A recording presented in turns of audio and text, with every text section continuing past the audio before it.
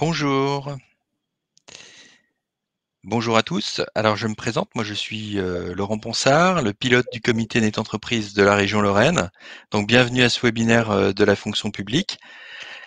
C'est Clésia, donc qui est pilote du comité des Net Entreprises de Lorraine. Donc aujourd'hui, on accueille Didier Kuhn du GIP MDS qui va nous présenter donc la mise en place de la DSN de la fonction publique. Et on est accompagné des membres du comité de la région Lorraine qui répondront à vos questions tout au long de ce webinaire. Sont présents pour répondre aux questions les organismes suivants: l'URSSAF, la CEPAM, la CARSAT, la DGFiP. Donc n'hésitez pas pendant la présentation à poser toutes vos questions. Je laisse maintenant la parole à Didier pour la suite. Merci. Eh bien, merci Laurent. Bonjour à tous. Effectivement, vous avez les membres du comité régional, dont les experts des différents organismes qui sont dans ce qu'on appelle le back-office, c'est-à-dire qui vont pouvoir répondre aux questions que vous poserez au fur et à mesure dans le petit onglet « Questions ». Je vous invite d'ores et déjà à répondre à un premier sondage qui a été posé. Et nous allons donc effectivement passer un maximum de réponses. Vous aurez un maximum de questions, vous aurez les réponses. Et puis, les plus frappantes, on les fera remonter directement sur scène de façon à pouvoir y répondre directement. Alors, trois petits supports qui seront rassemblés dans un grand, mais trois petits supports qui vont vous permettre que vous allez pouvoir télécharger à l'aide du petit nuage que vous trouvez en haut à droite du support. Et du coup, sur le troisième, vous verrez qu'il y a beaucoup de liens que vous pourrez utiliser de façon à accéder directement aux documents dont on va parler. Donc, nous sommes 170, ce qui est un bon chiffre pour une présentation de ce type-là. On est beaucoup plus habitué normalement à venir rencontrer les entreprises, les employeurs, les collectivités en direct. Là, on est en mode numérique, dématérialisé, un peu éloigné, mais on va essayer de le rendre le plus humain possible et surtout de vous assurer que vous avez des humains derrière chacun des organismes et que la dématérialisation des déclarations sociales, ça n'est pas la disparition des liens que vous entretenez déjà aujourd'hui avec eux. Alors, la première question que l'on peut se poser légitimement, donc moi, je vais couper ma caméra pour libérer de la bande passante. Donc, la première question qu'on peut se poser, c'est effectivement pourquoi la déclaration sociale nominative.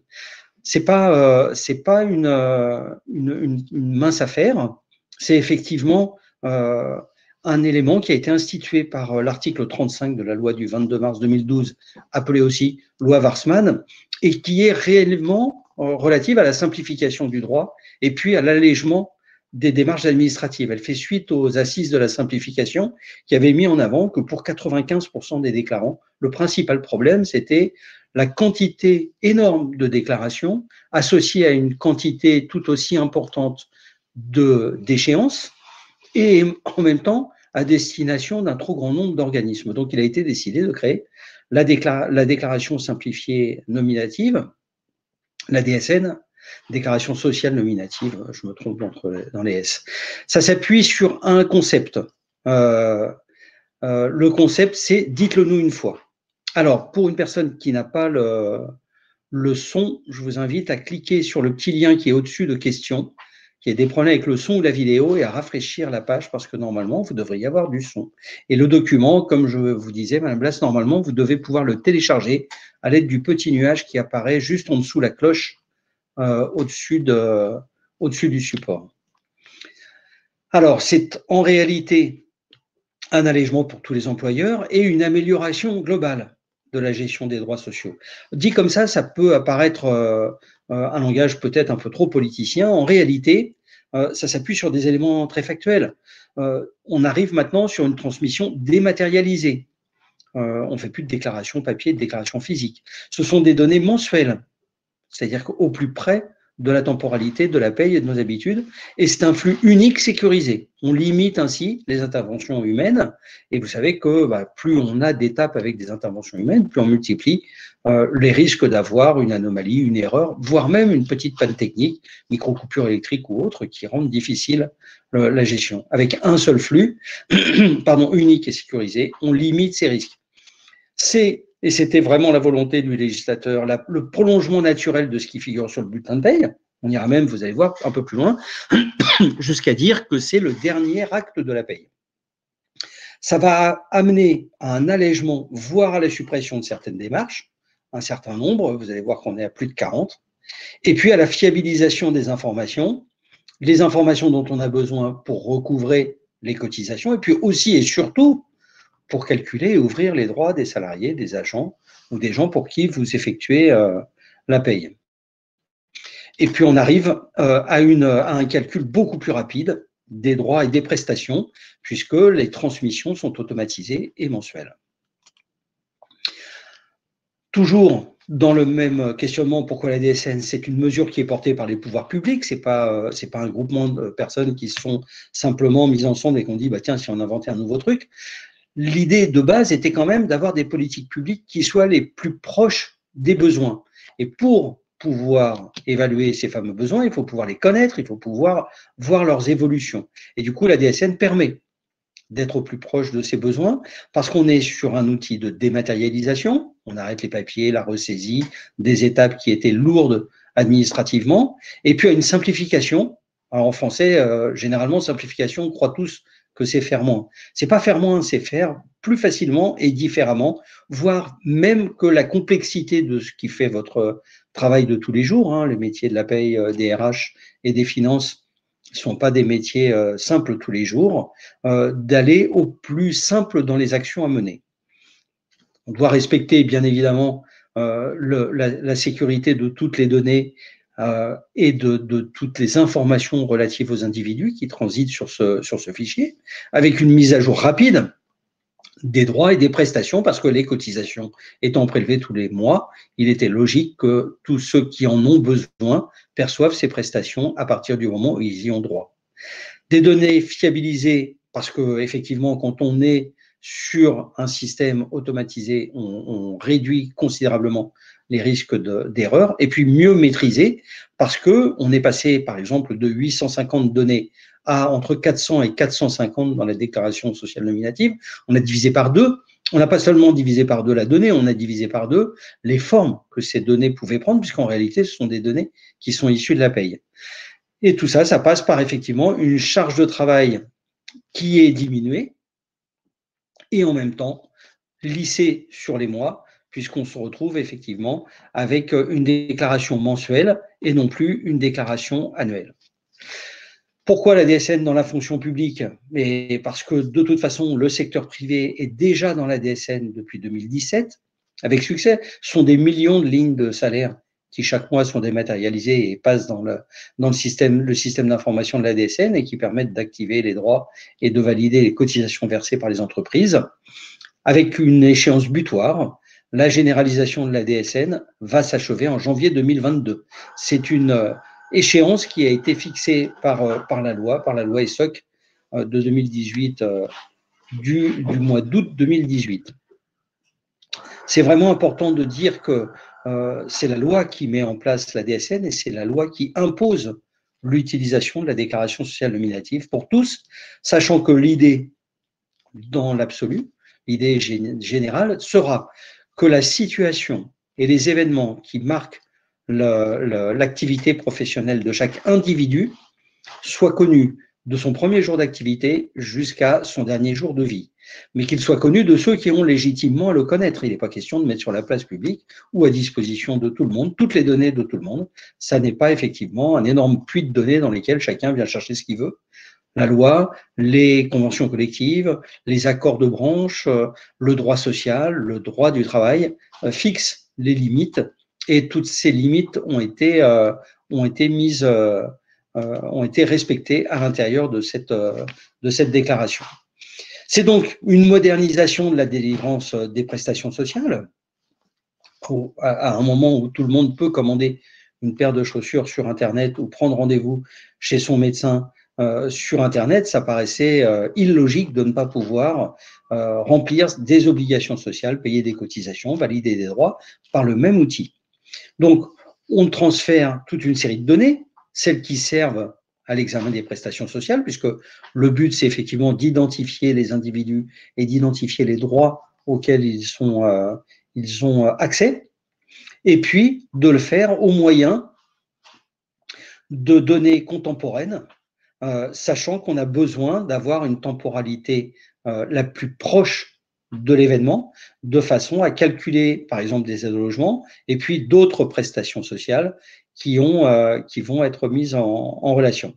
Et puis, l'autre versant, en base mémoire, toutes ces données sont restituées aux usagers sur un portail qui s'appelle mesdroitssociaux.gouv, sur lequel vous pouvez effectivement, chaque individu peut se connecter et a la possibilité de visualiser l'ensemble des données qui ont été transmises par le biais de la DSN sur les revenus, sur les cotisations, sur des éléments de contrat, sur des choses comme ça. Vous pouvez y accéder, vous pouvez les consulter et vous pouvez, si vous détectez une anomalie ou un problème, dans le système mesdroitssociaux.gouv, sur le portail mesdroitssociaux.gouv, poser des questions, interpeller de façon à ce que s'il s'avère qu'effectivement il y a une anomalie qui est posée, on puisse la corriger. Donc c'est une façon aussi de vérifier comment sont utilisées la totalité des données qui sont collectées sur les individus au moment de la paye. Deuxième élément important, le prélèvement à la source. Le prélèvement à la source est possible parce que la DSN existe, parce qu'il y a une évaluation mensuelle des revenus et que du coup, la DGFiP peut organiser le système qui permet de passer sur un système mensuel. Et je réponds tout de suite à Madame Kaiser. Oui, effectivement. Alors, vous dites déclaration mensuelle et non plus 4 trimestriels pluriannuels. Oui, il y aura 12 flux mensuels. Alors, on dit déclaration sociale nominative. Déclaration, c'est un peu une erreur. On aurait plutôt tendance à dire que c'est un flux effectivement informatique, mais pas sur cette base-là. Et vous allez avoir des éléments de réponse par écrit sur les déclarations qui sont substituées par mes collègues. Et puis, bien évidemment, c'est un système qui est amené à évoluer. Et on sait déjà, par exemple, que la DOETH, pour la déclaration obligatoire d'emploi des travailleurs handicapés, intègre la déclaration sociale nominative en 2021. Donc maintenant, en ce moment, c'est en cours de déploiement pour le secteur privé. En 2023, pour les déclarations et le calcul des effectifs pour vous. Et puis en 2024, pour la collecte des cotisations complémentaires. La déclaration et le paiement à la contribution de la formation professionnelle, et puis derrière, en 2022, de la taxe d'apprentissage. Et puis d'autres sujets qui vont apparaître parce que finalement, tout ce qui bénéficie des données issues de la paye peut bénéficier de la déclaration sociale nominative, et si ça peut substituer, supprimer des démarches que vous faites déjà, tout le monde va y gagner. Alors, l'idée, c'était de permettre de fiabiliser les déclarations au plus près de leur émission, dans un système qui est automatisé, qu'on appelle en mode échange de données, donc il n'y a pas de saisie. Il n'y a absolument aucune saisie pour la DSN. C'est au niveau du logiciel de paye que tout se joue. Par exemple, on a une transmission des éléments de la situation sociale et fiscale, puisqu'il y a le PASS maintenant, des employeurs qui sont nécessaires au calcul des cotisations. Et puis, si des incohérences sont détectées, des corrections pourront y être apportées dans ce système automatisé et donc au plus près de leur émission. On aura des gains de gestion et de productivité pour les organismes de protection sociale. C'est bien évident que c'est quelque chose qui devait se mettre en place, mais aussi pour les employeurs et puis pour les administrations qui utilisent les données sociales ou fiscales.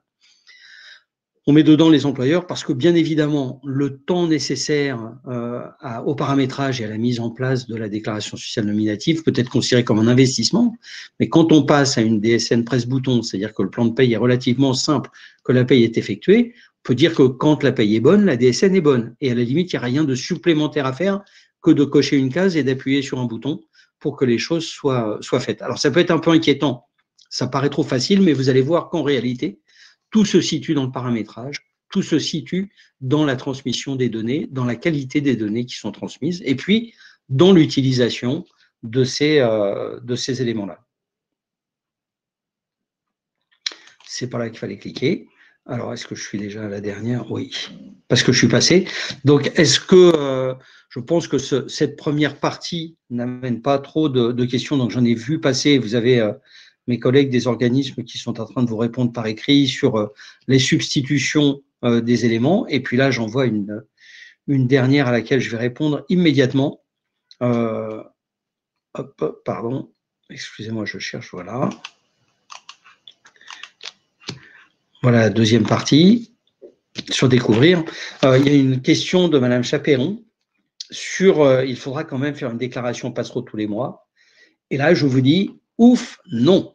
Alors, non seulement ouf, non, parce que dans la déclaration sociale nominative, il y a les éléments du prélèvement à la source, mais attention, surtout pas de déclaration, parce que si vous faites un passereau et une DSN, vous aurez 2 prélèvements à la source, puisque la DGFiP va enregistrer que vous avez 2 sources de revenus, puisqu'il y a 2 sources de transmission de ces revenus qui sont enregistrés. Et ensuite, c'est à l'agent ou à l'individu de s'adresser à son centre des impôts par le biais de mesimpôts.gouv.fr pour demander un remboursement des sommes indûment perçues, puisqu'il n'y a pas dans le système DSN de possibilité de remboursement et de calcul, voire même de validation de ce type d'erreur. Donc, surtout, pas de double commande, pas d'opération faite 2 fois, même si la DSN vous paraît trop simple et tellement simple, vous ne changez rien.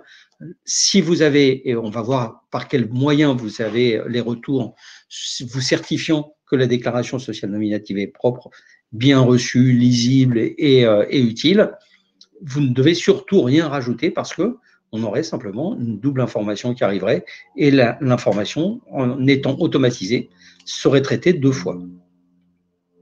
Alors, la DSN, c'est un projet commun qui a été co-construit et pas seulement l'œuvre d'un savant fou derrière une table avec une feuille. En réalité, il y a donc le groupement d'intérêt public pour la modernisation des déclarations sociales qui déjà produit le site internet netentreprise.fr, qui ensuite a produit la déclaration sociale nominative, le site d'information DSN Info. Donc, c'est le groupement qui est derrière et qui, lui, mutualise tous les moyens des organismes pour que toutes les déclarations sociales soient dématérialisées. Ça a été fait au cours de nombreux ateliers de travail. On en a fait beaucoup au moment de la création de la DSN, beaucoup au déploiement de la DSN pour le régime général, et nous continuons bien évidemment à en faire beaucoup avec les éditeurs de logiciels spécialisés dans la fonction publique, et puis les représentants des employeurs et des comptables, et puis les directions des tutelles, la DGAFP, la DGCL, la DGOS, DGCS et la DGFiP, puisque les 3 fonctions publiques sont concernées par la déclaration sociale nominative, la fonction publique d'État, la fonction publique hospitalière et la fonction publique territoriale. Pour bien faire évoluer le projet et surtout pour l'amener au plus près des pratiques de paye des utilisateurs, de nombreuses instances ont été réunies et se tiennent toujours avec les organismes de dépôt, alors principalement derrière la Caisse de dépôt et de consignation et la COS, les organismes particuliers, CNRACL, IRCANTEC, FRAP et la DGFiP, et puis les fédérations des organismes complémentaires. En réalité, c'est tout l'écosystème de la protection sociale et tout l'écosystème de l'emploi de la fonction publique qui se retrouve à l'intérieur d'un même groupement de façon à s'assurer que chacun va tirer, alors pas profit, c'est pas une notion de profit, mais va tirer bénéfice de cette évolution, qu'il n'y a pas de régression et que tout ne portera pas sur la même catégorie de personnes. Alors, 4 grands principes pour faire la déclaration sociale nominative. Le premier, ce que je vous disais tout à l'heure, c'est la dernière étape du traitement de la paie. Et c'est la phrase peut-être la plus importante de cette journée, c'est le reflet de la situation d'un agent au moment où la paie a été réalisée. Quand j'insiste sur ça, c'est que ça répond à beaucoup de questions que vous allez vous poser. Vous allez beaucoup vous poser de questions sur quand est-ce que je rentre en compte tel ou tel événement de la vie du contrat d'un agent. Quand est-ce que je dois rendre compte ou mettre en DSN tel ou tel arrêt de maladie, mutation ou autre. C'est juste au moment où c'est effectif que ça doit apparaître dans la déclaration sociale nominative. C'est de toute façon un sous-produit de la paie. Ce n'est pas une nouvelle déclaration, ce n'est pas un nouvel élément. C'est une suite logique de la paie. Il n'y a rien de plus à faire, effectivement, et qui donc est généré par le logiciel de paie, mais un logiciel de paie qui est, lui, compatible. Et pour avoir cette liste-là, vous avez effectivement accès directement avec comment s'appelle, avec la norme, excusez-moi, avec la norme de la DSN. Donc, vous allez trouver cette liste. Généralement, tous ceux du marché aujourd'hui, à part quelques-uns dont on n'aurait pas connaissance, tous ceux aujourd'hui ont signé la charte DSN et sont en capacité de produire des fichiers DSN avec la bonne norme, avec le bon millésime. Ensuite, la DSN est réalisée au niveau du SIRET, généralement, qui gère l'agent administrativement. Le lieu de travail n'est pas une maille déclarative. On peut avoir plusieurs SIRET à l'intérieur d'une même collectivité ou supra-collectivité, et pourtant, c'est un seul établissement qui gère la paye de tout le monde et qui gère les ressources humaines pour l'ensemble. Et à ce moment-là, effectivement, on vous invite, alors qu'il aurait fallu normalement une déclaration sociale nominative par SIRET, à les regrouper autour d'un seul et même SIRET et de vérifier avec votre URSSAF que le SIRET sur lequel vous imaginez faire ces déclarations, généralement c'est le cas puisque celui sur lequel vous allez faire les déclarations en fait déjà, est considéré comme un compte cotisant par l'URSSAF. Donc, je reviens juste avant, n'hésitez pas à vous rapprocher de votre URSSAF pour vérifier que le SIRET que vous proposez d'utiliser est bien reconnu chez eux comme un compte cotisant. Mais je dis, si vous l'utilisez déjà, c'est que c'est un compte cotisant. Autre élément vraiment important, la DSN est mensuelle. Ça n'est pas trimestriel. Aujourd'hui, certains d'entre vous ont un rythme de cotisation trimestriel. La loi impose à tout le monde d'avoir un système de déclaration mensuelle parce que tous les organismes de protection sociale doivent recevoir chaque mois les informations dont ils ont besoin. Pour ce faire, donc on a deux échéances qui sont fixées en fonction de l'effectif. La première, le 5 du mois suivant la paye, ou alors le 15 du mois suivant la paye. Tout ça, c'est en fonction du nombre de salariés. Aujourd'hui, vous le savez déjà, ceux qui sont trimestrialisés sont au 15, ceux qui sont mensualisés sont au 5, ceux qui veulent rester au trimestre, puisque la procédure voudrait que tout le monde passe à la mensualisation, doivent se rapprocher de leur URSSAF pour négocier, pour demander, pour obtenir généralement, de rester au mode trimestriel pour le paiement, pas du tout pour les cotisations. Les cotisations restent mensuelles. Et puis, les messages retour sur un tableau de bord unique, un seul endroit où toutes les remontées sont effectuées par tous les organismes, soit au sein de votre logiciel de paye, si vous avez un système qui traduit ce que remonte, votre organisme de protection sociale, et donc le tableau de bord, au lieu de l'avoir au format informatique, de cliquer sur les petites loupes, d'ouvrir les documents et de les lire, il vous les remonte, soit effectivement vous avez accès au tableau de bord, soit sur Net Entreprise, soit sur msa.fr, qui vous permet, msa.fr, pardon, pour le régime agricole, qui vous permettent d'avoir accès à l'ensemble des réponses et des données qui sont posées. Alors, Monsieur Chindamo, vous avez tout à fait raison. Il y a une période de test. Cette période de test démarre dès maintenant.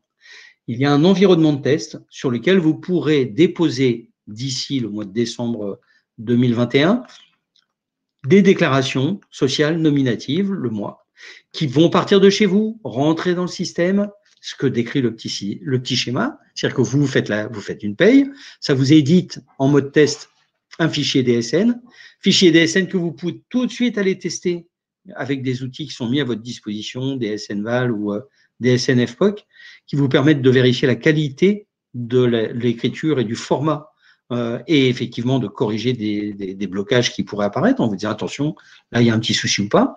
Il n'y en a pas. Vous vous identifiez, puis vous déposez le fichier DSN. Alors, soit sur les portails Net Entreprise ou msa.fr. Ensuite, c'est pris en compte par le système d'information DSN qui vous envoie après contrôle des éléments qui disent oui, on a bien reçu quelque chose, oh, oui, c'est lisible et oui, on va travailler avec. Et puis, qui transmet ces données aux URSSAF, au fond de la CDC et aux autres.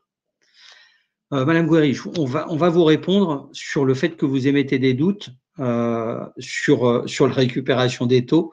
Il y a effectivement eu un problème de la part des retours de certains taux en topage ou de certains taux sur les CRM retours du mois de décembre. Mais pour les millions de comptes qui ont fonctionné correctement, il n'y avait pas de souci. Donc oui, il y a eu un petit problème, mais ce n'est pas quelque chose d'habituel et c'est quelque chose qui, depuis, a été corrigé. Donc vous avez le système SI qui donc renvoie sur le tableau de bord, comme les organismes de protection sociale vous renvoient sur le tableau de bord les éléments qui vous permettent de vous décharger de votre obligation déclarative ou au contraire qui vous avertissent qu'il y a des questions, des erreurs, des anomalies et qu'elles devront être corrigées dans les DSN qui vont suivre. Je vous le disais tout à l'heure, aujourd'hui, la DSN vise à remplacer 40 procédures et déclarations sociales. On passe de 850 données différentes à un peu moins de 450. Elle porte sur le mois principal déclaré précédent, c'est-à-dire que la DSN de mai est transmise effectivement au mois de juin à une échéance qui est ensuite, et puis le mois de juin et ainsi de suite. Donc à chaque mois de paie, il y a une déclaration sociale nominative qui est à transmettre. C'est donc au moyen d'un échange de données informatisé qu'on peut soit poster en mode ce qu'on appelle upload depuis le tableau de bord DSN, soit en transmission directe en API depuis l'application DSN.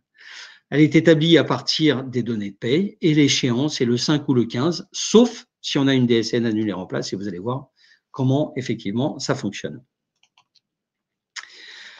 La DSN, ce sont deux types de données. Le premier, c'est les informations mensuelles qui sont issues de la paye, mais alors au sens large, c'est les aimants de la paye qui sont transmis.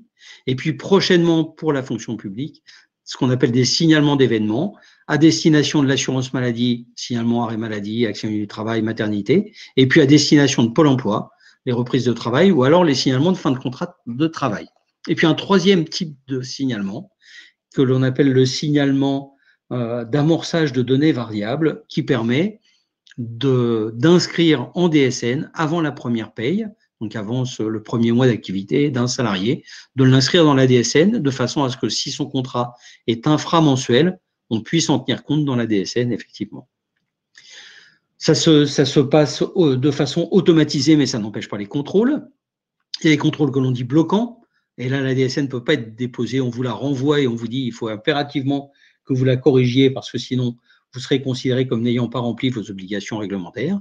Ou alors des contrôles non bloquants, on accepte la DSN, on enregistre qu'il y a peut-être un petit problème sur un individu, sur un bloc, sur une période, mais que ça peut parfaitement être corrigé dans la DSN suivante et que ça ne justifie pas de refuser la déclaration que vous nous adressez. Et donc, elle est acceptée avec des modifications et on vous demande de porter ces modifications dans la DSN suivante en s'appuyant sur une autre loi qui a été promulguée il y a peu, qui s'appelle la loi OOPS qui reconnaît le droit à l'erreur et qui indique que toute erreur, anomalie ou dysfonctionnement enregistré dans une déclaration ne donnera lieu ni à pénalité ni à retenue à partir du moment où elle est corrigée dans la déclaration suivante. Donc une erreur ou un problème dans une DSN peut parfaitement être corrigé dans la DSN du mois suivant.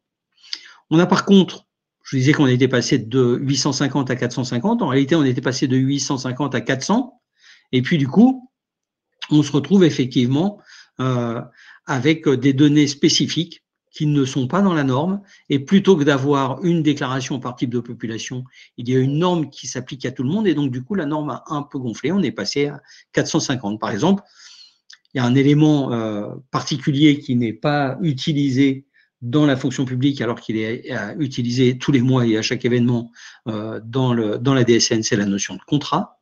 Par contre, on voit apparaître la notion des quotités de travail entre fonctionnaires et contractuels, ce qui n'appartenait pas effectivement, ce qui n'apparaissait pas avant. Et puis, la gestion des détachements. Dans le droit privé, le détachement n'existe pas. Par contre, dans la fonction publique, il apparaît bien évidemment. Et oui, Madame Bresson, vous avez très bien compris, le 5 février, vous allez déposer la DSN du mois principal déclaré de janvier, c'est-à-dire que vous aurez le 5 ou le 15. Et bien évidemment, puisque pour vous confirmer votre réponse, le 5 mars, vous déposerez les salaires de février. Donc là, c'est la partie effectivement questions-réponses. Madame Cresson qui nous demande, est-ce que nous devons faire appel à nos fournisseurs de logiciels d'intervenir pour installer les nouveaux paramétrages pour effectuer la DSN? Tout dépend du plan de paye. tout dépend du contrat que vous avez avec eux, mais oui, effectivement, c'est eux qui principalement seront en capacité, parce qu'ils connaissent le logiciel, parce qu'ils connaissent votre plan de paye, seront capables de vous aider à le paramétrer pour le mettre en place. Maintenant, le niveau de compétence que vous avez au niveau de la compta, des RH ou de la paye est normalement suffisant pour vous permettre effectivement, en lien avec eux, d'effectuer les paramétrages des plans de paye simples. Tout ce qui va être plan de paye compliqué, bien évidemment, ça va demander effectivement du support qui doit être porté par votre éditeur logiciel.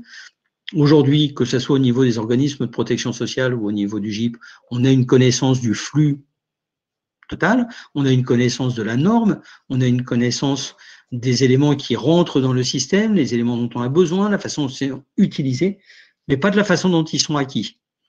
Parce que à chaque logiciel, à chaque éditeur, à chaque version de logiciel correspondent des éléments particuliers dont nous n'avons pas forcément connaissance. Devrons-nous toujours émettre des déclarations individuelles pour les agents auprès de Pôle emploi? Deux choses, je réponds en direct à cette question parce que ça emporte quand même un sujet qui est bien particulier, c'est que la déclaration sociale nominative modifie ou s'appuie sur deux types de droits, le droit social et le droit du travail, qui tous les deux n'apportent pas toujours les mêmes réponses. Et en l'occurrence, le droit du travail vous oblige à transmettre à un individu qui quitte votre collectivité, votre établissement ou votre entreprise, les documents relatifs à la fin de son contrat de travail sans délai, c'est-à-dire le dernier jour d'activité. On sait bien que dans la pratique, c'est pas aussi facile que ça, mais la loi l'impose. De la même façon, la loi impose qu'un salaire soit versé le mois d'activité, et pas le mois suivant, pas 2 mois après. Cependant, dans certains cas particuliers, on s'aperçoit effectivement qu'on n'a pas les moyens le mois d'activité d'établir les éléments de paye, et du coup, la paye est faite le mois suivant.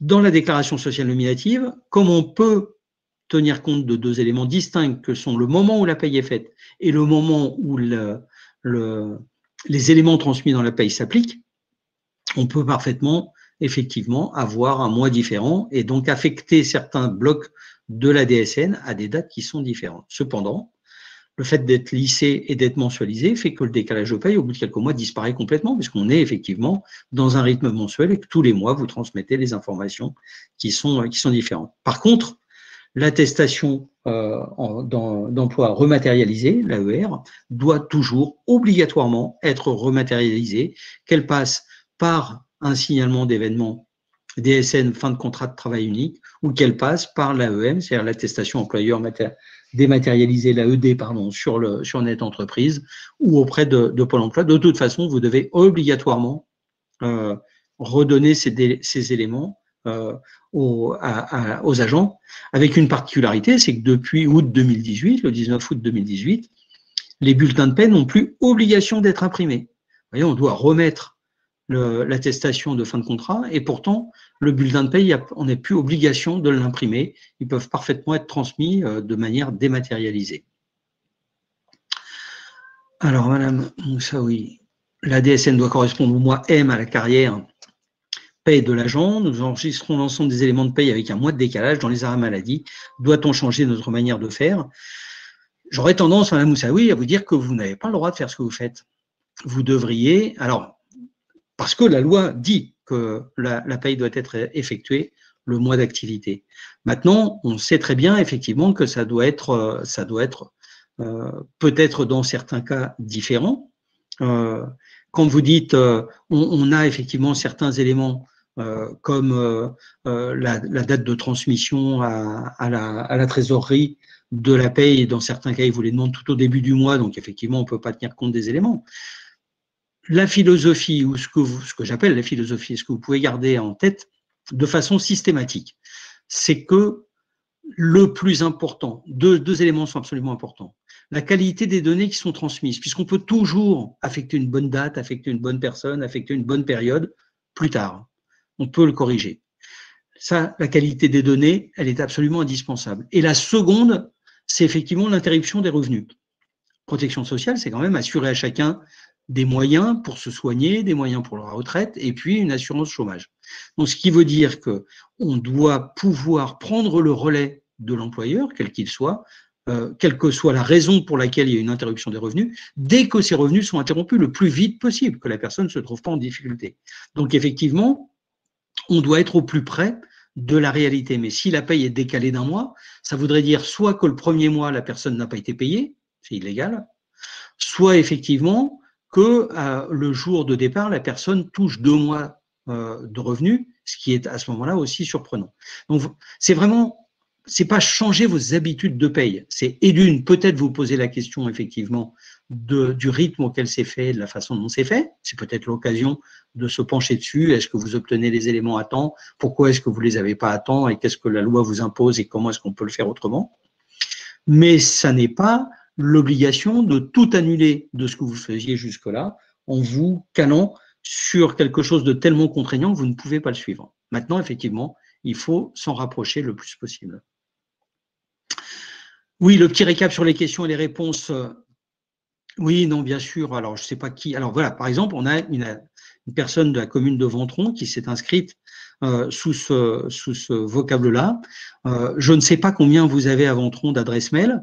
Je ne sais pas laquelle vous avez utilisée. Et donc, du coup, je ne sais pas si quand on vous enverra les éléments relatifs à ce question-réponse, on pourra vous joindre. Quand on parle de qualité des données, c'est ça aussi, c'est de pouvoir identifier les personnes qui transmettent. Alors, si vous n'avez qu'une seule adresse et que vous êtes tout seul ou toute seule, ou au maximum à 2 et qu'il suffit de lever la tête pour parler à son collègue ou à l'autre personne avec qui on travaille, c'est facile. C'est pas toujours le cas. Soyez vraiment attentifs à ce que ça soit le plus proche et le plus nominatif. Ça, c'était, je profite de votre question pour glisser cette petite information. Mais oui, le support, vous pouvez le télécharger normalement. Vous avez un petit nuage en haut à droite sous la cloche qui vous permet de le télécharger. Si c'est pas le cas, à la fin de la présentation, dans les 5 minutes qui suivent, on va publier un replay. Ce replay, vous allez pouvoir effectivement aussi dedans télécharger le support. C'est d'autant plus intéressant que le troisième support que je vais vous présenter dans quelques instants comporte beaucoup de liens qui sont pour certains inactifs, pour d'autres actifs. Pour les actifs, ça vous emmène sur les pages qui sont à jour, qui vont vous permettre de répondre à beaucoup des questions que vous vous posez aujourd'hui. Mais oui, les questions qui sont posées, on y répond. Donc, je vous ai dit, on avait une dizaine de collègues de différents organismes de protection sociale qui sont derrière, dans le back-office, derrière les questions-réponses et qui répondent aux questions au fur et à mesure. De toute façon, on transmettra toutes celles auxquelles on n'aura pas soit la réponse pour répondre aujourd'hui, soit la difficulté d'avoir une réponse complète. On vous les transmettra et vous y aurez accès à l'ensemble des questions et l'ensemble des réponses. On l'a déjà fait pour la première série de webinaires. Et en plus, pour ceux qui rencontrent là, pour l'instant, éventuellement un petit souci par moment de décrochage de l'image ou de décrochage du son, dans le replay qui est enregistré en direct, vous aurez tout très propre et vous aurez la possibilité de le revoir, voire de le faire voir à des collègues ou à d'autres personnes qui n'ont pas pu se mettre.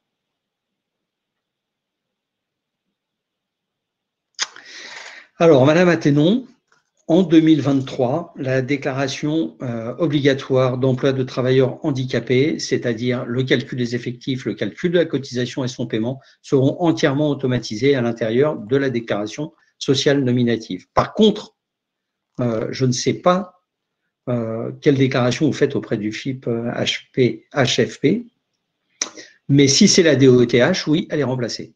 Si ce n'est pas la DOETH, c'est un formulaire ou une procédure en bilatéral qui va rester en place et qui va rester active. Donc là, par contre, effectivement, ça ne serait pas… Alors, Madame Chaperon a prévu de partir en congé le 15 du mois, ce à quoi je vous félicite, vous avez raison. On peut déposer une déclaration sociale nominative le lendemain de l'échéance du mois précédent, c'est-à-dire que la paye de février, vous la déposez le 5 mars. Vous avez prévu, là, mois de mars, d'avoir quelques congés en fin de mois, donc vous savez que vous ne serez pas forcément là pour faire publier la DSN. Vous avez tout à fait la possibilité de déposer une DSN à partir du 6 mars. Celle du salaire du mois de mars peut être déposée à partir du 6 mars, entre le 6 mars et le 5 avril. Donc, c'est valable aussi pour les vacances. J'espère bien que vous allez tous pouvoir prendre des vacances, que ce soit à Pâques ou Noël ou au jour de l'an. Et donc, effectivement, les flux du 5 ou du 15, ce sont des jalons des dates butoirs. La DSN doit être déposée à cette date-là. Et si elle est déposée, elle est enregistrée, et elle est enregistrée comme telle. Si par contre, effectivement, vous avez la possibilité d'en déposer une à partir du premier jour qui suit l'échéance précédente, jusqu'à cette échéance-là. Et si en cours de route, puisque j'ai vu passer la question aussi, vous apercevez que vous avez un salarié, non pas qui a été oublié, je ne crois pas que ça existe, je ne crois pas qu'on oublie un salarié, mais par exemple qu'il y ait un élément de paye qui n'ait pas été porté ou des éléments qui n'aient pas été mis correctement, un taux nouveau ou un événement qui le justifie. Tant qu'on n'est pas là à la date d'échéance, vous pouvez republier une nouvelle DSN que l'on appelle DSN annulée en place, ce qui n'est plus possible quand la DSN a été enregistrée, quand la date d'échéance est passée. Et là, à ce moment-là, ce sont des flux qui seront corrigés dans les DSN suivantes au moyen de blocs changements en affectant les bonnes dates. Alors, si parmi mes collègues, quelques-uns veulent monter sur scène pour venir répondre à des questions ou pour faire des interventions, vous êtes les bienvenus. Sinon, je vous propose de passer au support numéro 3. Non, Madame Chad, j'ai une excellente nouvelle pour vous. Alors, elle n'est pas aussi excellente que ça. La date dessus, vous ne la ferez plus. Non. Les déclarations spécifiques CNRACL, par exemple la DUX, ce qui est envoyé sur l'URSSAF ou les éléments relatifs à la retraite, non plus. Par contre, la TIACL ne passe pas par la DSN. Il reste quand même quelques procédures qui ne sont pas encore en DSN, pour la bonne et simple raison qu'il n'y a pas que des éléments de paye qui sont transmis dans ces déclarations et que la DSN ne transmet que les éléments de paye. Donc, on n'a pas la possibilité, effectivement, de les intégrer. Alors, la troisième présentation, qui là va plus vous parler, puisque nous l'avons appelée la DSN et moi. Donc, on a vu pourquoi la DSN, on a vu ce que c'était à peu près. La DSN et moi. Alors, pour vous rassurer tout de suite, on aborde les éléments génériques de la DSN et les plus simples. On va avoir ensuite, d'organiser par le comité régional de Lorraine, une autre série de rencontres qui va avoir lieu au printemps et une troisième à l'automne. Au printemps, on va voir les cas de paye particuliers, comment on fait pour déclarer certains de vos agents, les particularités, les mises à disposition et autres. Et puis, au mois de septembre, on sera plutôt sur le thème « c'est pas parce que vous êtes en retard qu'il est trop tard ». On peut encore préparer sa DSN sereinement. Ces trois étapes sont destinées à vous accompagner vers un peu plus de sérénité sur ce nouveau mode déclaratif. Alors, vous avez effectivement sur le site netentreprise.fr une page qui est entièrement dédiée à la fonction publique, une partie qui est entièrement, là on a mis une page, mais c'est une partie qui est entièrement dédiée à la fonction publique, qui reprend des fiches consignes et toutes les informations qui sont nécessaires à une entrée en déclaration sociale nominative. Je vous invite à aller effectivement directement, enfin, pas maintenant, parce que si vous m'abandonnez ici, ça va être triste, à aller sur la page sur le site Net Entreprise. Il y a une foultitude d'informations, vous vous identifiez en tant qu'administration publique, c'est votre cas, et vous allez voir qu'il y a beaucoup de fiches consignes, beaucoup de cas de paye qui sont expliqués. Il y a un petit lexique, ce qui définit les correspondances entre le secteur public et la norme, une base de connaissances avec toutes ces fameuses fiches consignes. Et on vous invite à créer un espace personnel parce que vous allez pouvoir vous abonner à des fiches consignes. Des fiches consignes qui, par suite d'un décret portant simplification, d'une évolution réglementaire autre, peuvent évoluer. Et pour être sûr que vous avez toujours accès à la bonne info, quand vous cherchez une information, qu'on vous la donne, vous vous y abonnez. S'il y a une modification sur cette information, on vous envoie un mail.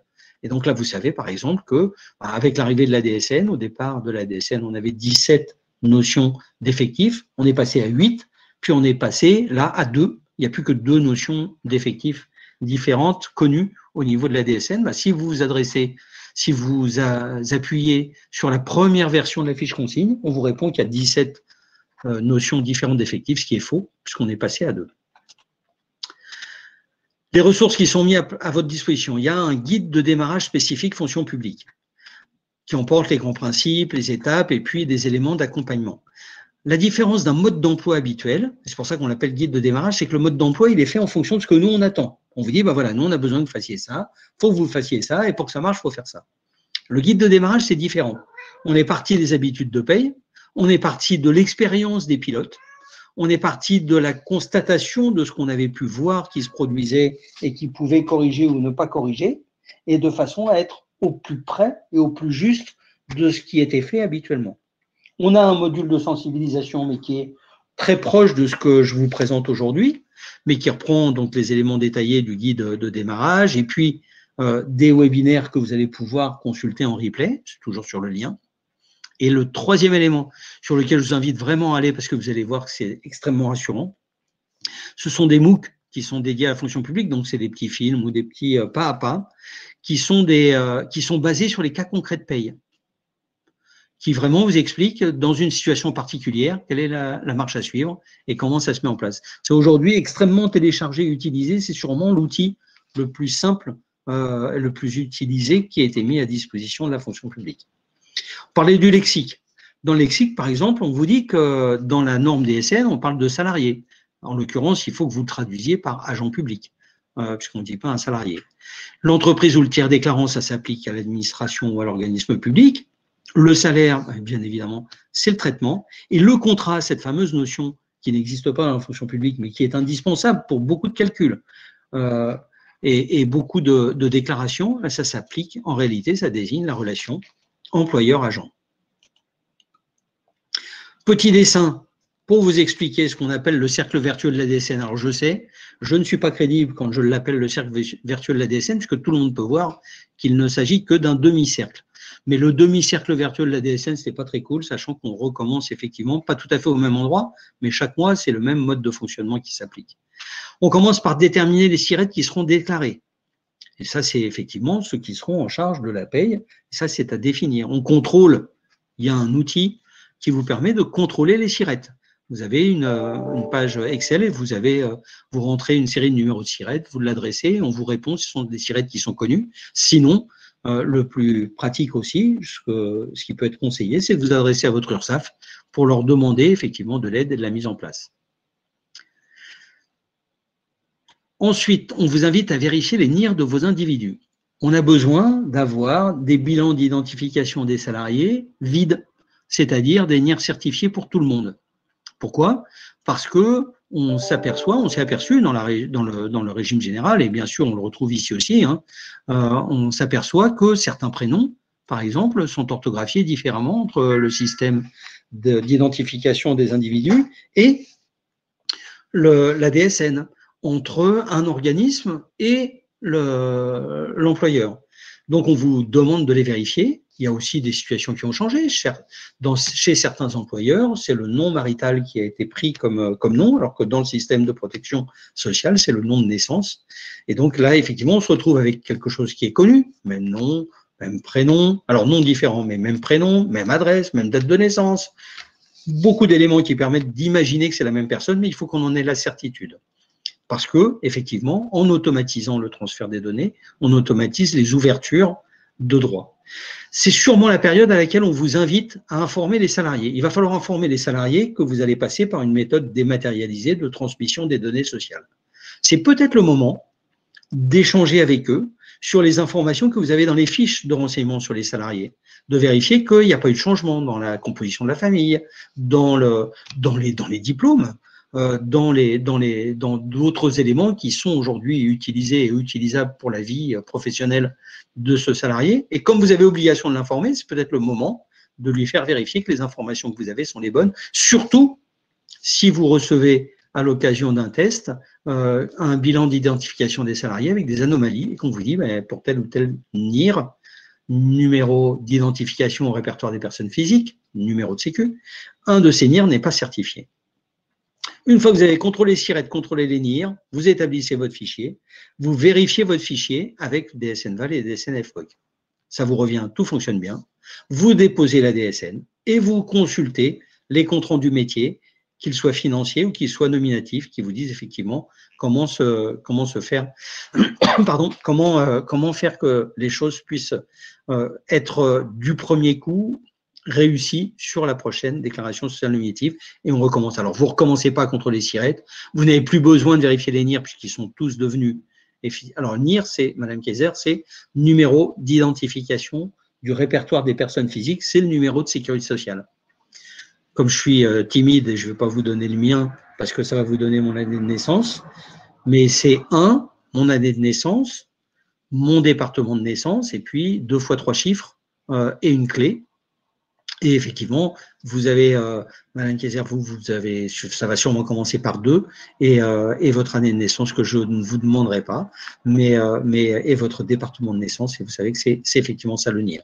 C'est le numéro de sécurité sociale, c'est ce qui est géré effectivement au niveau de l'identification des salariés.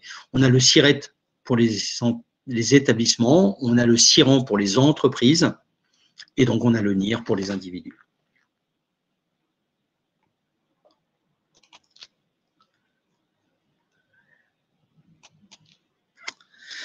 Donc, vous avez à cet endroit-là, alors, Madame Cabrera, normalement, vous devez pouvoir, en dessous de la petite cloche, il y a un petit nuage sur lequel vous devriez pouvoir cliquer pour récupérer le support. Si il y a des problèmes qui sont posés, on vous les mettra à disposition, on vous indiquera après la présentation, on vous renverra un mail ou autre pour vous indiquer où les récupérer. De toute façon, ils vont être disponibles sur Net Entreprise. En bas, vous avez un espace Nous contacter. Dans Nous contacter, vous avez un espace Les comités régionaux, c'est nous. Dans les comités régionaux, vous allez voir effectivement qu'il y a toute une série de pages avec différents événements. Il y en a une qui sera consacrée au webinaire. On va y poster les supports de façon à ce que vous puissiez les récupérer. En attendant, sur la DSN, une fois que vous avez ce support, j'ai repris les étapes de ce fameux cercle vertueux, avec effectivement ce qu'on avait écrit dans le cercle, hein, ce à quoi ça correspond, et surtout un lien, soit pour accéder à comment ça s'appelle, accéder à des fiches consignes qui vous expliquent comment faire, soit pour vous permettre d'accéder à des outils qui sont nécessaires, par exemple pour vérifier la page, pour vérifier le numéro des SIRET, de sécurité sociale des agents, ou au niveau comment vérifier un SIRET ou autre. Tous ces éléments-là, vous cliquez dessus, la page pour accéder à des DSN-VAL, pour charger les outils, ou le protocole du pilote fonction publique 2020. Alors, le calendrier de la DSN. La DSN, ça porte sur les éléments de salaire qui sont versés donc au cours du mois M et doit être transmise au plus tard le 5 du mois M+1 pour les établissements mensualisés et le 15 du mois M+1 pour les autres. En gros, le salaire du mois de juin doit être déposé le 5 ou le 15 juillet et le salaire du mois de juillet le 5 ou le 15 ou le 5 ou le 15 du mois d'août et ainsi de suite. Vous décalez d'un mois. Avant l'échéance, on vous autorise des dépôts jusqu'à un mois avant l'échéance. C'est-à-dire que, je vous disais, le lendemain de l'échéance du mois de juin, vous pouvez déposer l'échéance de juillet en amont. Le lendemain de l'échéance du mois de juillet, vous pouvez déposer celle d'août et ainsi de suite. Et puis, vous pouvez toujours modifier, avant l'échéance, vous pouvez modifier plusieurs fois la déclaration initiale en refaisant une DSN annulaire en place qui va l'écraser, qui va écraser la DSN précédente et c'est la nouvelle qui sera prise en compte. Après l'échéance, par contre, il est absolument impossible d'effectuer une déclaration annulaire en place. C'est celle qui était en place dans le système au jour de l'échéance qui a été prise en place. Par contre, vous pourrez faire des corrections à partir de la DSN du mois suivant dans des blocs de régularisation. Et puis, toute déclaration initiale est considérée comme tardive après l'échéance. C'est-à-dire que si vous n'avez pas déposé de DSN à l'échéance attendue, vous êtes en faute au regard de la loi, vous n'avez pas déclaré, vous n'avez pas rempli vos obligations déclaratives. Et là, effectivement, vous encourez des pénalités et vous allez être très rapidement recontacté par les organismes en charge du recouvrement des cotisations et y compris par l'administration fiscale, puisque dans la DSN, il y a le prélèvement à la source. En cas d'erreur, au moment de la création de la DSN, il y a des contrôles qui sont déclenchés. Il y a le contrôle bloquant, ce que je vous disais tout à l'heure. Donc là, par contre, la DSN ne peut pas être déposée. Vous êtes obligé de changer, de faire des rectifications et de corriger les éléments du fichier avant de le déposer à nouveau. Alors, je dis corriger les éléments du fichier, c'est qu'il faut retourner dans le logiciel et faire les modifications qui sont demandées. Alors, quand on a un contrôle bloquant, on a un compte rendu métier qui vous remonte et qui vous explique ce qu'il y a. Et qui vous dit à tel endroit, il y a tel problème, ou dans telles conditions, on a tel. Ou alors on ne peut pas lire telle chose. Et puis les contrôles non bloquants, donc ça veut dire que la DSN est acceptée, on la prend, vous avez rempli votre obligation déclarative, mais par contre, dedans, on voit des erreurs. Et on vous invite à corriger ces erreurs. Si on n'est pas à l'échéance, en annulaire en place. Si on a dépassé l'échéance, eh ben, vous aurez effectivement ce contrôle non bloquant qui va remonter, qui va vous dire attention, la prochaine DSN, il faudra que vous corrigiez ça. Si vous avez plusieurs contrôles non bloquants qui perdurent, il est fort possible qu'un des organismes qui, du coup, détecte ces anomalies reviennent vers vous en disant « Attention, on a détecté ça, est-ce que vous pouvez me dire pourquoi vous ne les corrigez pas ?» Il est toujours possible, effectivement, qu'il y ait ce qu'on appelle une fausse obligation et qu'on attende quelque chose que vous n'avez pas à fournir. Et dans ces cas-là, effectivement, le contrôle bloquant s'applique, mais il n'aurait pas de raison d'être et il faut qu'on fasse les modifications pour que ça ne soit pas prévu.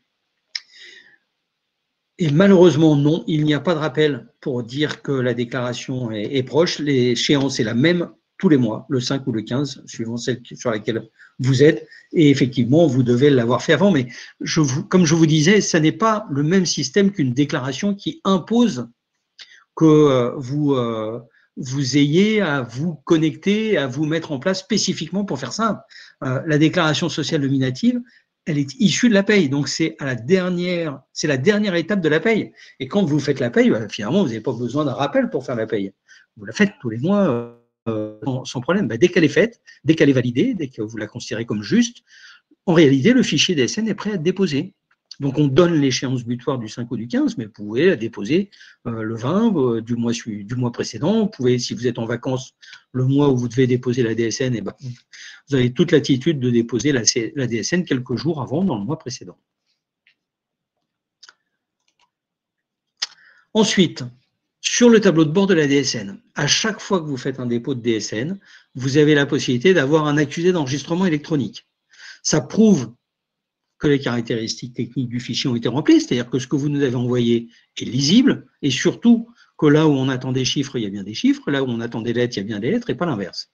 Et puis ça atteste que votre fichier a bien été réceptionné, et surtout qu'il a passé les premiers contrôles, qu'il va être exploité par le système DSN, et que ça vous libère de vos obligations déclaratives. Si on n'a pas d'accusé d'enregistrement électronique, par contre, il y a un avis de rejet qui vous dit « Attention, c'est pas bon, ça ne va pas être transmis, et vous n'avez pas rempli vos obligations ».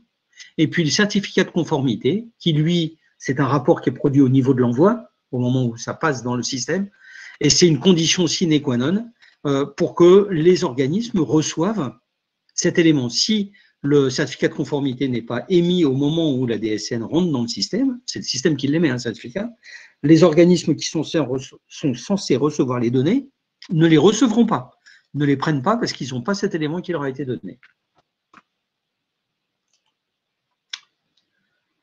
Ensuite, les premiers gains de la DSN. Depuis le 1er janvier 2020, la DSN remplace pour la fonction publique la DATSU.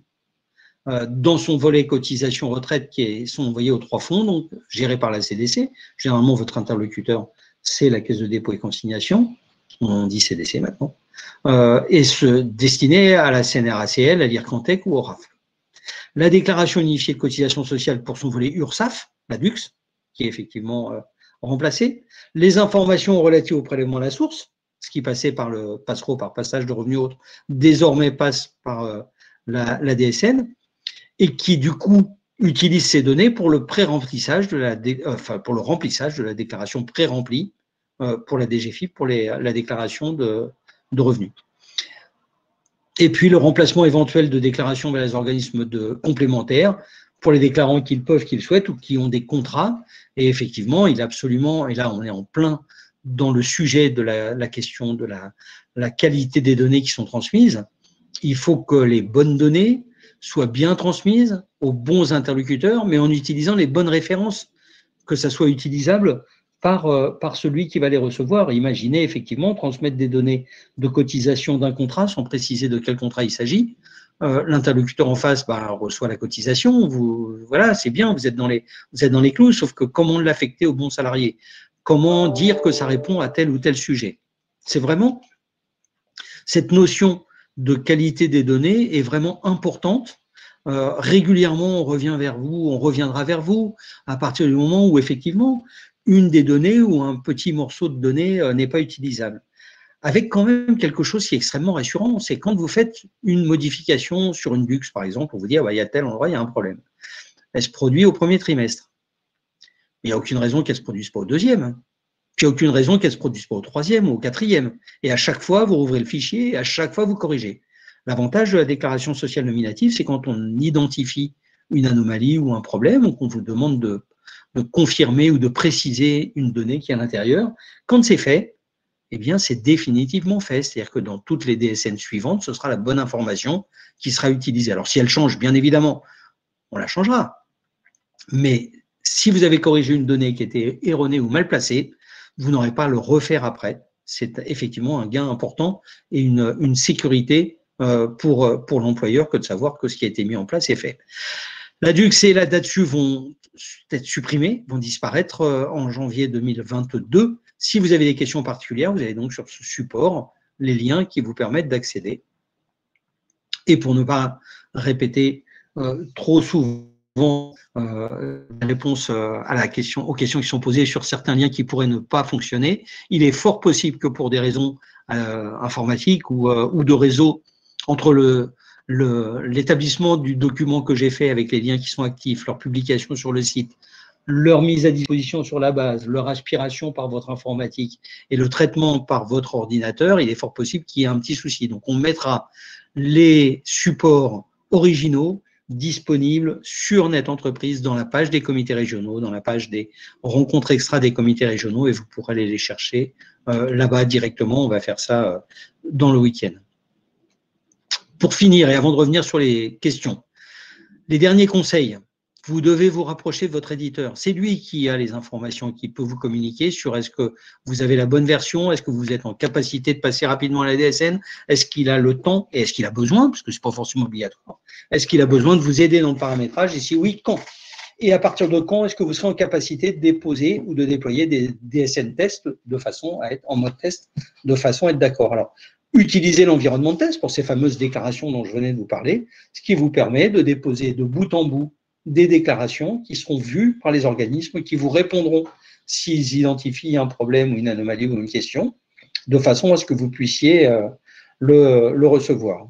Et puis, si vous avez des questions, si vous avez des besoins de renseignements, si vous ne trouvez pas dans tous les documents qui sont mis à votre disposition sur les différents sites des organismes et sur les sites du GIP et sur le site de DSN Info, vous avez toujours moyen, et là on l'a mis, le lien fonctionne, de remplir un petit questionnaire de façon à poser votre question, qu'elle soit adressée à l'organisme et qu'on puisse vous répondre. Aujourd'hui, le fait qu'on soit à distance, malheureusement, n'est pas en direct, en face à face.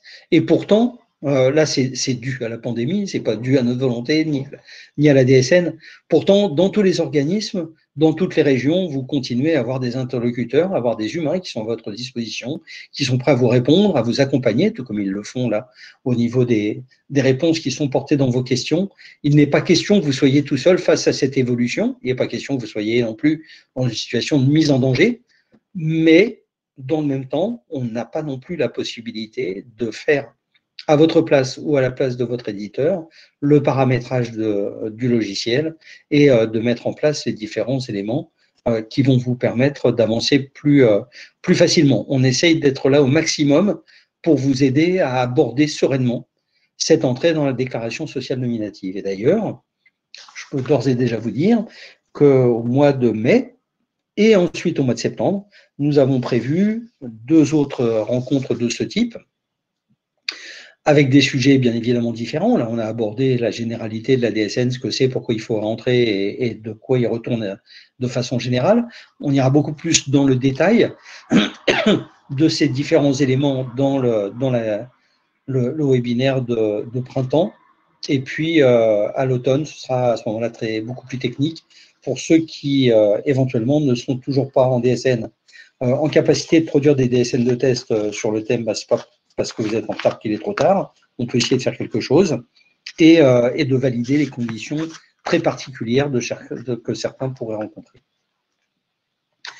Donc, si Laurent Ponsard de Clésia veut bien revenir avec moi sur scène pour qu'on voit que là, on aborde les dernières questions-réponses. Je suis en train de voir qu'il y en a beaucoup qui portent… Alors, Madame Barbière, vous m'offrez un cadeau que vous n'imaginiez pas me faire au moment où vous avez écrit votre question. Pouvez-vous nous expliquer ce qu'est une DSN événementielle? Oui, je peux, ça n'existe pas. La DSN, c'est un flux mensuel et des signalements d'événements. La DSN événementielle n'existe pas.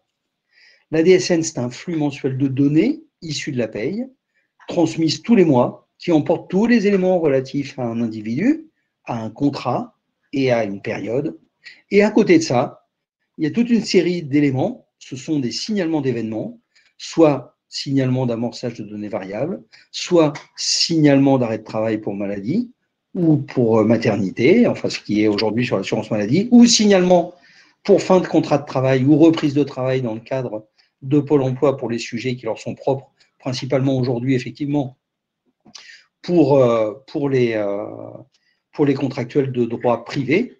On est aujourd'hui dans la situation d'avoir un signalement de fin de contrat de travail qui s'appelle le FCTU, fin de contrat de travail universel pour Pôle emploi, un signalement arrêt maladie, un signalement qu'on pourrait appeler IJ à destination effectivement de l'assurance maladie.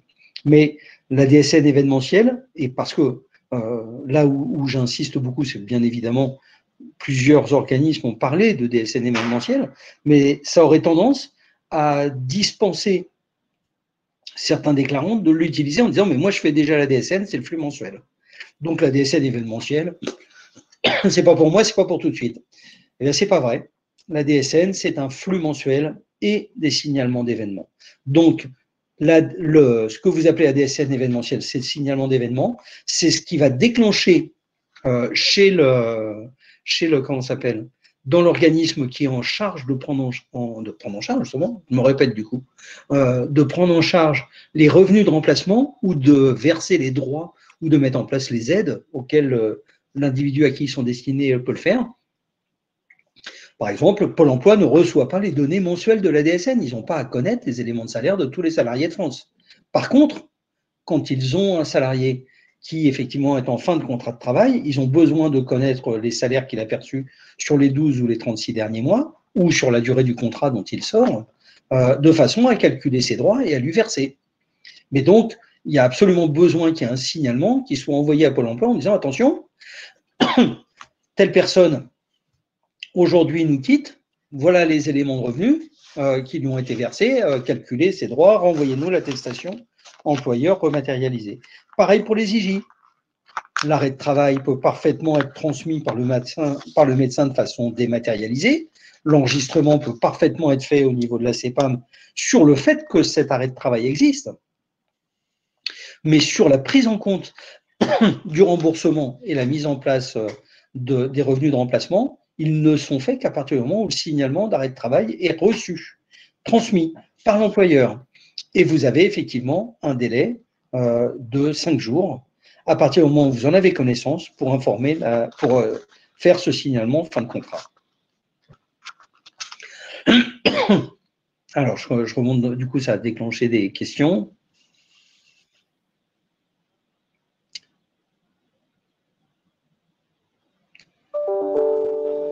Alors, c'est une bonne colle pour Madame Biebert. Je suis incapable de vous dire pourquoi ce mois-ci. Ah, et oui, janvier. Janvier, si vous avez une cotisation qui est trimestrielle, janvier, on transmet l'information, mais on ne transmet pas la cotisation. Donc, ça pourrait être ça. Mais il faudrait voir avec un interlocuteur local, effectivement, ce qui se passe réellement. Je ne pense pas que ce soit une anomalie dans votre logiciel, mais il faut savoir de quoi il retourne. À partir de quand peut-on déposer des tests sous format DSN? Eh bien, vous avez déjà la réponse. Dès maintenant, si vous estimez être prêt, le plus tôt possible, de façon à vous rassurer, à vous assurer qu'effectivement, le fichier que vous apprêtez à déposer en réel est bon.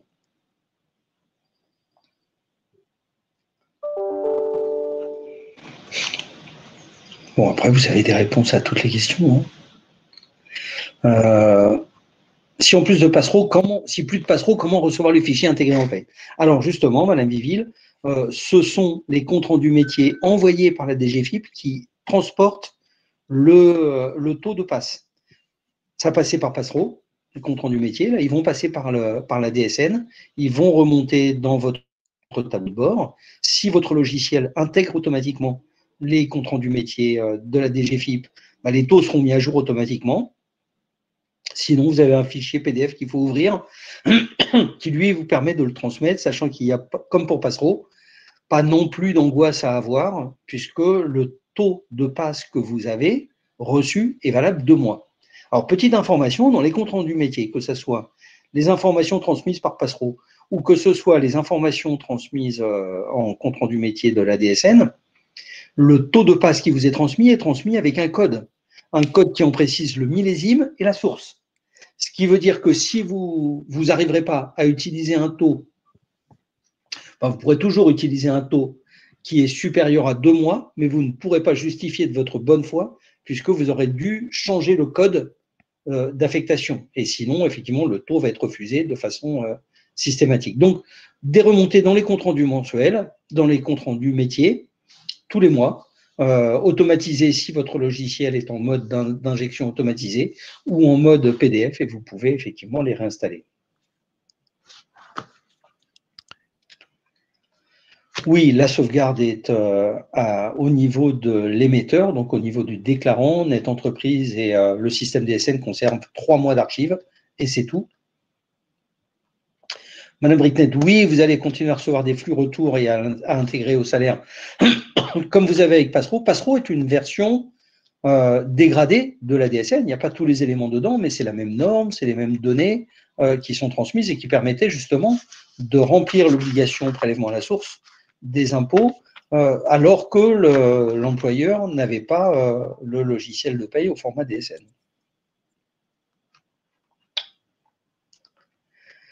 Alors, Madame Hilbert, quand doit-on faire la déclaration d'une fin de contrat, avec un contrat qui est du 1er au 7 du mois? Tout dépend. Alors, déjà, vous ne faites pas de déclaration événementielle parce que ça n'existe pas. Vous faites un signalement d'événement, fin de contrat de travail unique. Si c'est en ce moment, maintenant, hein, si c'est un salarié, c'est un agent contractuel de droit privé, vous pouvez utiliser le signalement d'événement de la DSN, le FCTU. Si ce n'est pas un contractuel de droit privé, vous devez utiliser l'attestation employeur dématérialisée, toujours disponible auprès de Pôle emploi, sachant que la DSN mensuelle emporte les données, mais n'emporte pas l'information, n'est pas transmise à Pôle emploi. Pôle emploi n'a pas les éléments qui permettent de calculer les droits du salarié.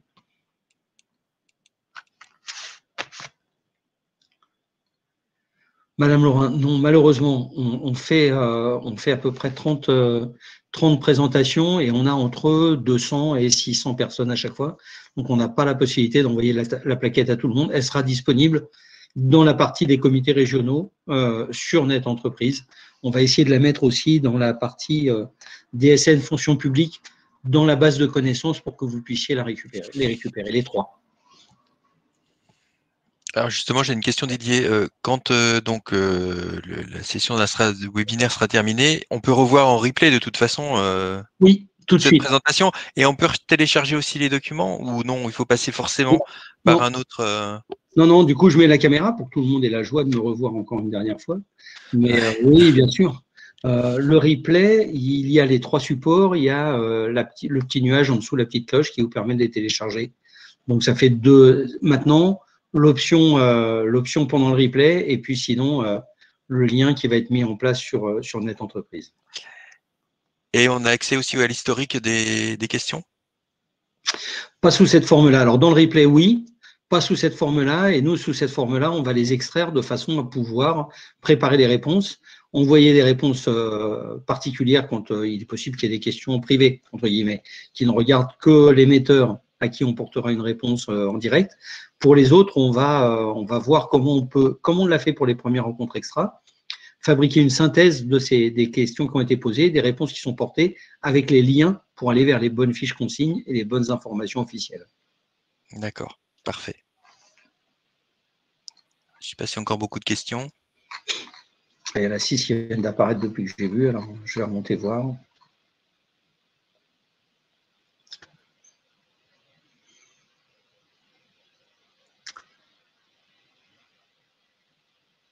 Bon, Madame Plancar est en train de répondre à Madame Courrier.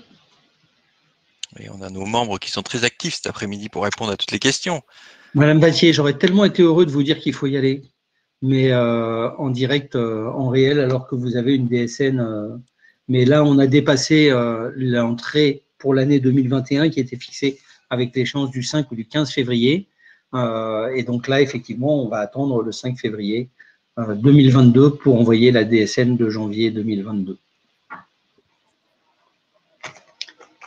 Et effectivement, ce n'est pas seulement préconisé, il n'y a pas de possibilité d'entrée en dehors du 1er janvier, de façon à avoir sur l'année fiscale les 12 déclarations mensuelles consécutives.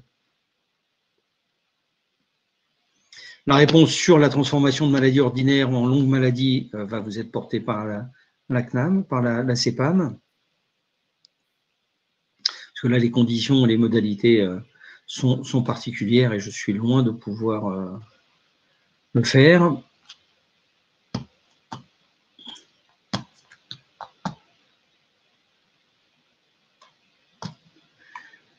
Alors, on va regarder pour le problème CNRAC et on va venir vers vous pour récupérer votre tirette et voir ce qui s'est passé exactement. Parce que de toute façon, pour le premier trimestre, le mois de mars est à déclarer le 5 avril, qui, sauf cas particulier à la région Lorraine, ne sera que le mois prochain. Et donc, effectivement, c'est sur le mois prochain que la cotisation trimestrielle va être portée janvier, février, mars. Janvier est déclaré en février, février est déclaré en mars et mars est déclaré en avril. Mais on revient vers vous et on regarde avec vous ce qui est en place. Et surtout, merci à tous pour les questions que vous posez, pour ne pas hésiter à poser des questions. Il n'y a pas de questions bêtes ni inutiles. Au contraire, toutes les questions méritent réponse et nous interpellent aussi sur comment est-ce qu'on peut faire mieux pour vous aider de façon à ne pas avoir de problème.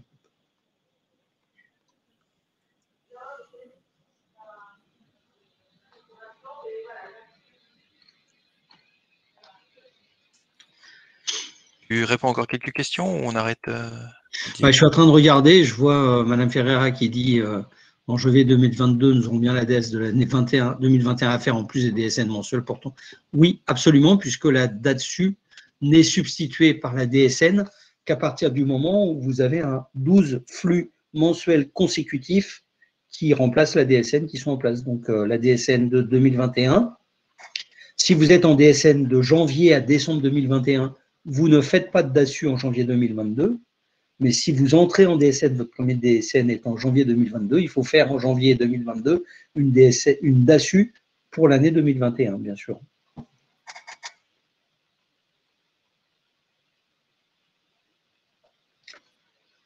Bon, sauf si d'autres questions, et à ce moment-là, boum, 9 questions supplémentaires apparaissent. Ouais. C'est que ça mobilise le sujet. Bien sûr, c'est intéressant. Alors, pour les attestations employeurs, c'est pas pour l'emploi.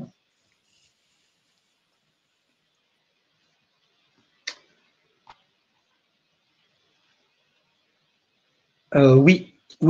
Alors, pardon, je vais peut-être lire la question avant. Pour les attestations employeurs CEPAM ou Pôle emploi, l'historique des salaires se complète au fur et à mesure des DSN, mais il faudra compléter les données antérieures à la mise en place de la DSN. Non.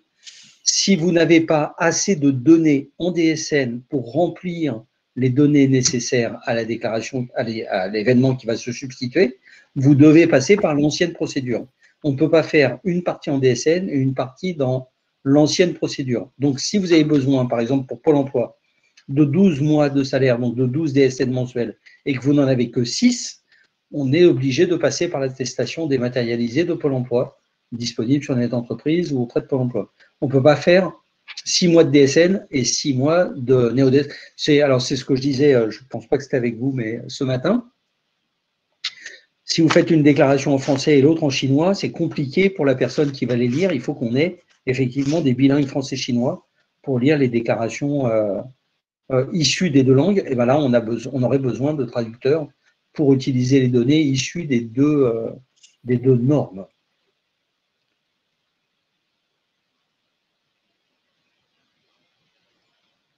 Madame Muller, je vous envie d'être dans le Gers. Bravo. Enfin bon, c'est pas parce que je suis dans l'Est, hein, le Gers, c'est juste que je suis en région parisienne. Hein. Un blocage de SIRET inconnu pour lequel je n'ai pas de réponse, ben voilà, vous avez la réponse sur ça, va vous contacter. Alors, l'intérêt d'avoir rempli effectivement nominativement les inscriptions sur ces formations, c'est que les mails et les questions que vous nous adressez sont utilisables. On va pouvoir utiliser votre adresse pour vous répondre, vous envoyer des éléments et puis vous réinviter aux prochains éléments. Je vous poste le dernier sondage auquel vous allez tous répondre, sachant que sur la connaissance, effectivement, je vous remercie, quasiment 60% de ceux qui ont répondu connaissaient que partiellement la DSN. J'espère que ça a permis d'avancer sur votre appréhension de ce sujet et j'espère que le mode de fonctionnement de ce webinaire et le côté que l'on essaye un peu humain et proche de vous répond à vos attentes et surtout essaie de dédramatiser au maximum. C'est complexe, mais vous faites un métier très complexe. Jusque-là, il n'y a jamais eu de doute, vous avez toujours assuré la paye de vos agents et de vos collègues. Donc la DSN étant la dernière étape de la paye, ça sera fait dans les mêmes conditions. On n'a pas de souci, on est juste là et je laisserai Laurent Ponsard de Clésia conclure au titre du comité régional. On est tous là pour vous aider à le faire le plus sereinement possible. Eh ben, je te remercie Didier, en tout cas pour cette présentation, c'était très clair. Je pense et j'espère que la DSN n'a plus de mystère pour personne. Que si on faisait le sondage d'ailleurs qu'on a fait au départ, que tu viens de donner le résultat en disant que elle était partiellement connue, maintenant tout le monde mettrait un oui, la DSN. Ça serait moins partiellement, plus complètement. Voilà, j'espère en tout cas. Que tout le monde en tout cas a trouvé des réponses aux questions que chacun se posait. Pour conclure, j'ai juste à remercier les membres du comité régional de Lorraine qui ont répondu aux questions là en direct et puis donc voilà, Didier également. Je vous souhaite une bonne mise en place de la DSN. Donc rendez-vous, comme le disais tout à l'heure, au printemps, au mois de mai, je crois que tu disais, pour une prochaine session plus spécifique sur un sujet. Oui. Oui, on ne connaît pas déjà le sujet, non? Si, le sujet, pardon, et je réponds oui, mais moi, c'est pas ça y est, je fais le petit singe. D'accord, tu étais d'accord. Le sujet, on sera beaucoup plus, on va traiter effectivement les cas, par exemple, comment déclarer un agent pluricommunal, comment intégrer les revenus d'un médecin avec multi-temps complet, puisque c'est une des particularités, par exemple, de la fonction publique hospitalière. Voilà, on va régler on va évoquer ces cas-là, et puis surtout, dans la vie de tous les jours d'un déclarant de la fonction publique, les cas de paye particuliers qu'il pourrait rencontrer, les évolutions, et puis comment les corriger, et puis essayer de faire le point. D'ailleurs, on va utiliser beaucoup de vos questions aujourd'hui pour bâtir le support de juin, de façon à y porter déjà les réponses aussi, que vous ne continuiez pas à vous les poser. Très bien. Donc, ça va être niveau intermédiaire. Là, on était débutant. Au printemps, on va faire intermédiaire. Et à l'automne, ça va être expert, mais vous serez déjà expert, donc ça sera en réalité encore un niveau intermédiaire pour vous. Hein. Ça sera que pour ceux qui n'ont jamais entendu parler de la DSN que ça pourrait paraître expert. C'est la web série de la DSN. Donc suite au prochain épisode. Très bien, merci. Je vous souhaite à tous en tout cas une bonne mise en place de la DSN et un très bon week-end. Et faites attention à vous, protégez-vous et protégez les autres. Passez un bon week-end. Merci. Merci, au revoir.